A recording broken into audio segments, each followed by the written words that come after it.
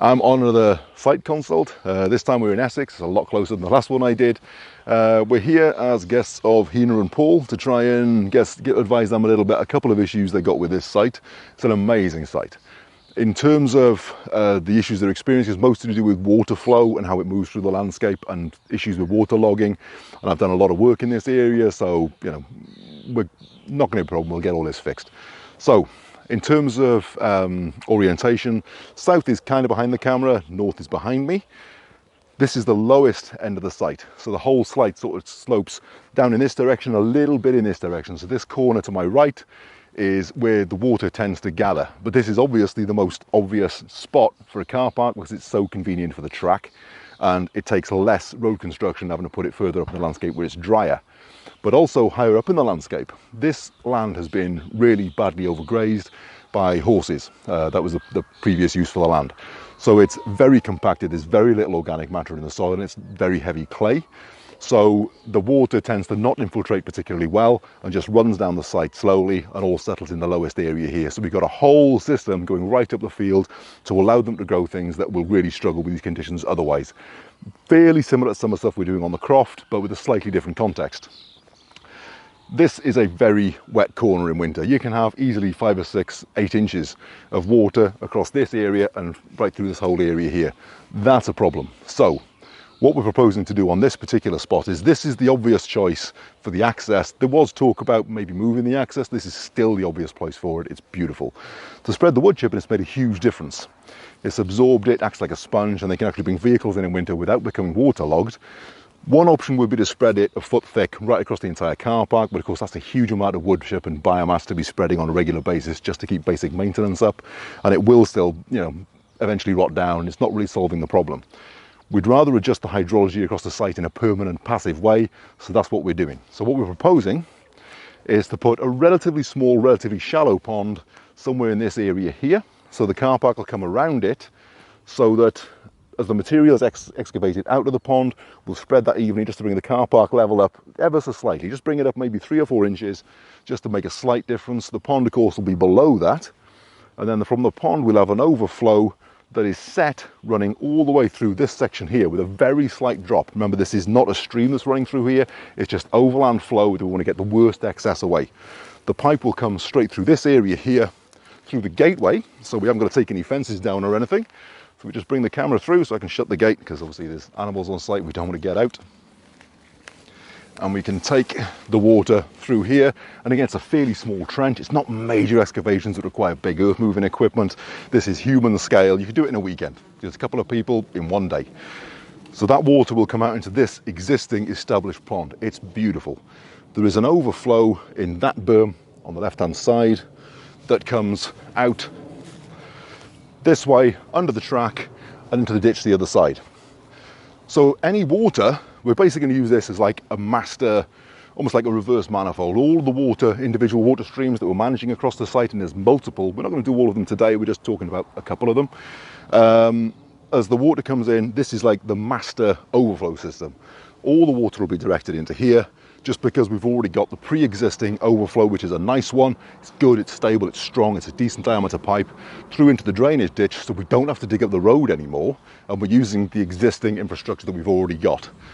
So that will, the height of the water in that pond will be set by the water coming in, by the height of the pipe coming in here. So all of this system will all be set by, so the water can't get any higher across the entire bottom of the field, can't get any higher than the height of the overflow pipe here. Everything will tend to find its own level. So it's a relatively simple way of addressing major waterlogging across that entire section of the field. The advantage here we got, of course, is this is a major asset because we don't have to dig up any roadways, which is why we're doing this. Purely, if this didn't exist, we do the same equivalent, but we take it straight through over there. But with this here, it avoids having to, as soon as you start talking about other people's land and tracks and things, it all gets a lot more complicated. This is by far the simplest solution, so it's what we're going to go with here, and that is almost definitely going to happen. So we go back to the car park and we'll walk up from the field from there to show how the system will flow. So a lot of the major infrastructure, like the car park, isn't going to be in for a very long time. But before we start building any of that structure, Any of the stuff that goes in uphill, we need to start at the bottom of the field. So we're addressing the hydrology down here, because obviously this being the main access, we can bring materials in and so on much more easily.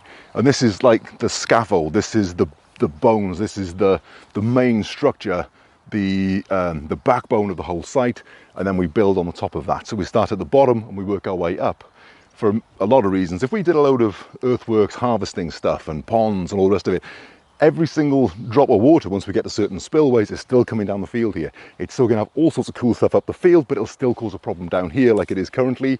With this fixed, we can do whatever we want up the field, and you know, it's not going to cause an issue down here. So this is where we're going to start. There's some discussion, but probably somewhere along the edge here, we'll have what will effectively look like a drainage ditch in terms of function, but it'll actually be reasonably wide, a couple of feet, maybe a couple of feet tall, and that'll have a series of steps in it. So we have a little bit of cascading, trickling water after major rain events that'll come from the same system, so it'll feed into the same pipe and the same pond, but it'll come up through here. Now there's a couple of options as to where we place that laterally in the landscape, depending on what sort of structures we're putting in around it. But it doesn't really matter, because we're not building this just yet. We're getting the bottom section done and in. And the next step will be, after we've worked out what's going in here, there's a few structures, we know what they're going to be, we know roughly where they're going to go. But over the next 6 months, of course, having had this conversation, the client can observe and work out of a couple of options where the best one is. And this is the thing, if you bring in a designer or you bring in a consultant, you still need to have the ability to do it yourself so that you can accept feedback and move back without having to pull someone like me in again at further cost. So you understand what the options are, and it's not a graven in stone site design. It's these are the options, and over time you choose which option suits you best. I mean, you could even crisscross it and trickle water left, right and centre. We kept this for simplicity just because it makes access simpler. Anywhere that you've got, you know, ditches and so on, you've got to have crossing points and complexity. It's beautiful, it's a really nice landscape for humans to interact with, but it does limit things from that point on. So, as we go further up the field, we'll talk about a few more of the systems that are going in, but we'll probably go up and around the corner, just so you feel maybe going up the field. So in amongst all of the earthworks that we discussed on the site, this is going to be one of the key ones. This is just above the Zone 1 veg garden system, the market garden system. The chickens are off to my left, so they're easy to integrate into what will eventually be more of a food forest sort of vibe across this area. But this area I'm in here, the clay here is amazing. It's very, very good. It's almost like pottery clay. It's very, very dense. It's very sticky and make amazing ponds. So if we excavated a pond here, basically under where the camera's standing, and we created a slightly raised berm, only bring it up a couple of feet, nothing major. If we can expand that and make it as big as we like, because we're not using liners, we're using natural clay. The water, this being the lowest major retention basin on the site, means that that water will slowly seep into the ground and will sub-irrigate this entire system, even in drought. With the droughts that we're getting more and more often in the UK, it's becoming a major problem, and resiliency for that is becoming crucially important for all of these systems these days. We're aiming to get about 15% of open water on this site overall over the next few years. This is a key one, because being this close to the house and so close to Zone 1, we could have ducks on this pond, and then we've got duck fertigated water that we can then bring through in a pipe, and we've got water at a height, at pressure, that we can use to irrigate the plants. So we've got all that fertility that we're actually using. And if we build it the right way, we can have a pipe munk on that pond, set it at a relatively low level, so when the ducks have really mucked it up and it's starting to silt up, we can actually drop that water, probably in summer when we can make most use of it, we can drop that water out so we can access the mud at the bottom, we can excavate that out, and we've got fertility for the veg gardens. Because here, it looks like lush pasture land, but really, if we drag some grass back, you can see, there we go, we've even got, and bear in mind, this is May, so it's not that wet, so it's not that dry, we're not in a drought, and you can already see the cracking through the ground. In other areas, in exposed soil, there are cracks so big, and this is pasture, bear in mind, that I can slide my hand down in it up to my wrist. It's very heavy clay, there's very little topsoil. The grass is doing a good job of consolidating it and holding it together so we don't get massive erosion, but this barely qualifies as soil, it's clay. One of the advantages of that is we don't have to be quite so fanatical about separating out the topsoil, build the clay berms, and then as long as we haven't got the turf, that, you know, which is literally just an inch deep, any of that integrated into the berm, we can just build anything. It's a problem in some respects, but it means that when you're building stuff, it's quite liberating because you can do it with much less digger time. And you don't really need such a skilled operator that's very good at separating out the materials, because there's very little topsoil to even worry about. So we need to build topsoil. So as well as this pond here, that'll do an amazing job of giving us fertigation water for the gardens, further up the field, the trouble we've got is when we start talking about in winter here with heavy clay, there's no real organic matter in the soil. There's nothing really to hang on to that water and get it down into the ground and so on, like you would with a normal healthy soil. So it tends to sit on the surface and then slowly flow downhill. So the whole site is waterlogged and squelchy underfoot. That will drown certain trees. If you've got really good expensive trees like grafted nut trees or bought fruit trees, that, you know, there's significant investment in costing all of that, they run into difficulties. So what we're going to do is we're actually going to put swales in. Now everyone says swales are no good in a wet climate. Totally disagree. Swales are especially important in waterlogged conditions, but not in terms of water infiltration like you would in a dry environment with a swale, but purely in terms of creating a berm on contour that we can plant trees into and get them up above the water level. So they've got some roots that are out laterally fairly shallow that are into aerated dryish soil, so they're not going to suffocate in the same way.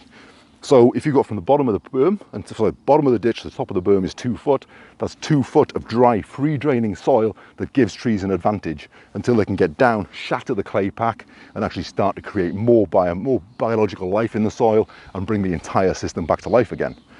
So what we're going to do with those, we've got loads of wood chip on site. There's loads of it constantly coming in.